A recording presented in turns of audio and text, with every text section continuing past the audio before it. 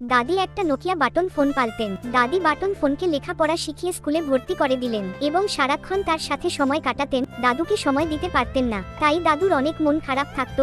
একদিন দাদু মাঠে কাজ করতে গিয়ে একটা অসহায় স্মার্টফোনকে দেখতে পায় এবং নিজের সাথে করে বাড়িতে নিয়ে আসে এবং স্মার্টফোনকে অনেক আদর করতে থাকে। তাই স্মার্টফোন খুশি হয়ে দাদি আর দাদুর কাপড় কেচে দিত, রান্না করত এবং অনেক সুন্দর সুন্দর মুভি প্লে করে দেখাতো। দাদি আর দাদু খুশি হয়ে স্মার্টফোনকে আদর করে এবং পিৎজা খাইয়ে দেয়। আস্তে আস্তে বাটন ফোনকে দাদি অবহেলা করতে শুরু করে, তাই বাটন ফোন জঙ্গলে এসে অনেক লাকড়ি কাটে এবং সেগুলো বাজারে বিক্রি করে অনেক টাকা লাভ করে। সেই টাকা দিয়ে একটা খারাপ মেমোরি কার্ড কিনে আনে এবং সবাই ঘুমিয়ে গেলে স্মার্টফোনের মেমোরি চেঞ্জ করে দেয়। পরের দিন স্মার্টফোন পাগলের মতো ব্যবহার করতে থাকে। তখন দাদি আর দাদু স্মার্টফোনকে অনেক বকা দিয়ে বাসা থেকে বের করে দেয়। স্মার্টফোন অনেক রাগান্বিত হয়ে জঙ্গলে বসে অনেক মদ পান করে এবং মাতাল হয়ে দাদির ঘর ও পুরো গ্রামে আগুন লাগিয়ে পালিয়ে যায়। তখন বাটন ফোন পানির পাইপ নিয়ে দৌড়ে আসে এবং সমস্ত আগুন নিভিয়ে ফেলে।